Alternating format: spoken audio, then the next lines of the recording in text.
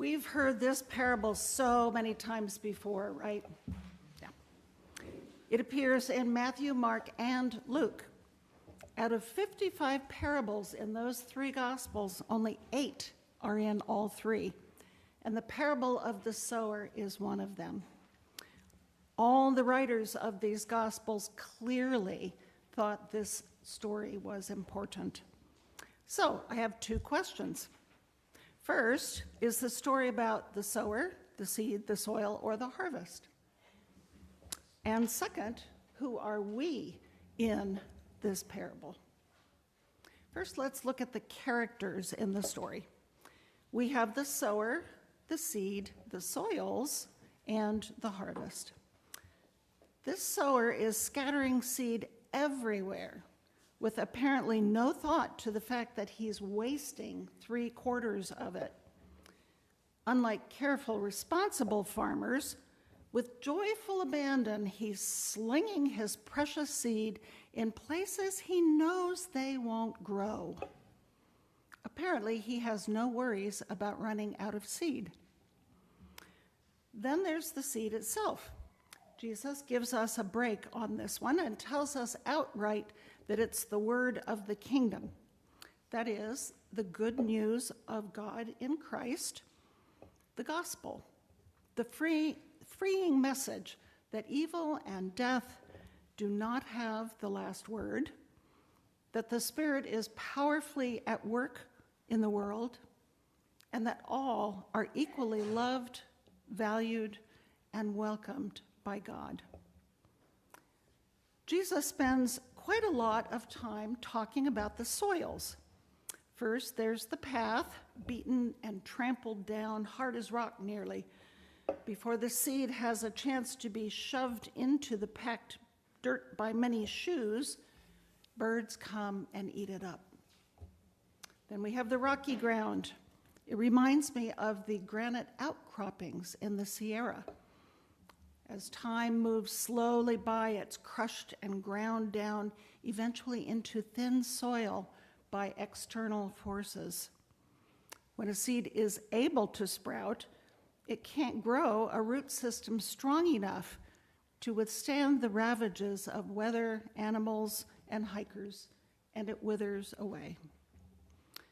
There's the thorny ground, vacant lot ground, where noxious weeds grow, with the mighty strength of thousands: thistles, punctureweed, nutgrass, knotweed, wild Bermuda. Weeds that punish any who try to destroy them. Growing mats of roots, they leave little soil or sun for a seed dropped by a bird. It may sprout up, but it's soon choked out and dies.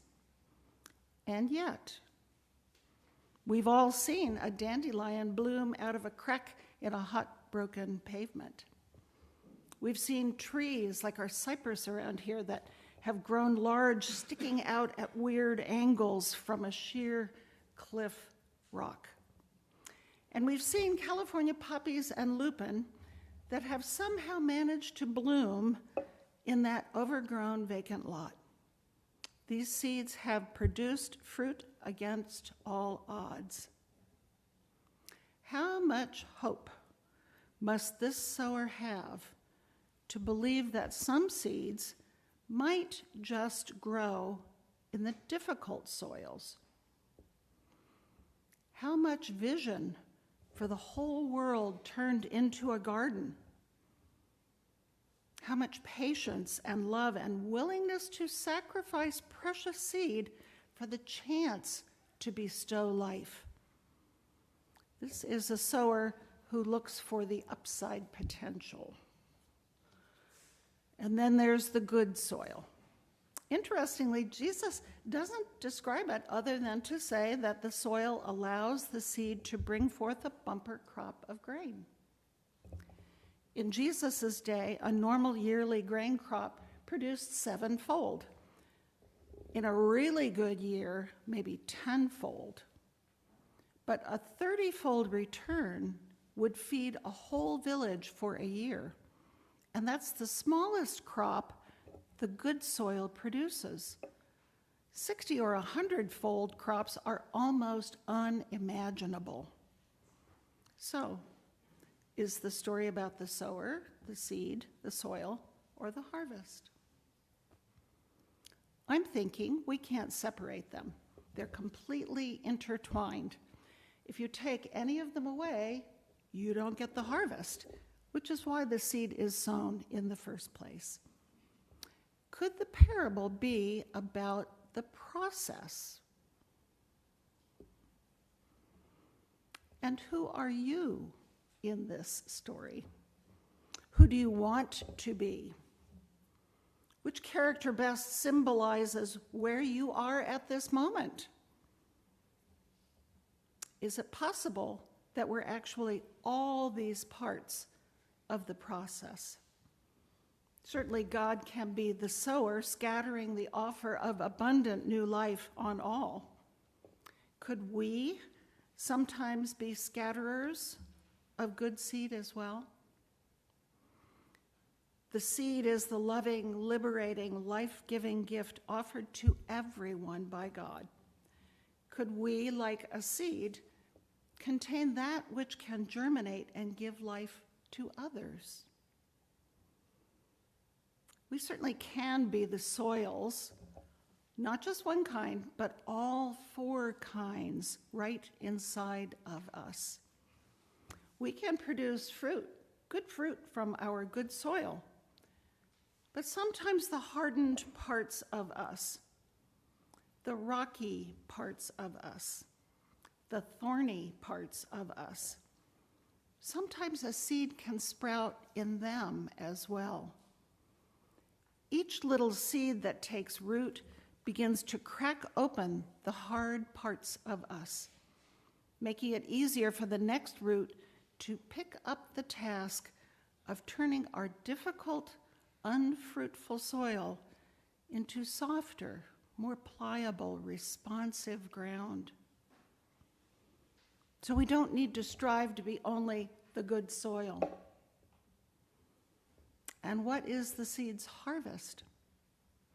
The produce of God's abundant life, the gift, can be the fruits of the Spirit: love, joy, peace, patience, kindness, goodness, faithfulness, gentleness, and self-control. Do these sound like the kind of fruit the world needs now? An abundant harvest of these fruits can change our world. They can help us listen to one another, hear the pain of the other, see where we're in error, and understand what right action we must take. This is the radical promise of Jesus' life, death, and resurrection, that we, bearing these fruits, can change the world. In the Gospels, we learn that those who hear and understand are the least promising-looking soil.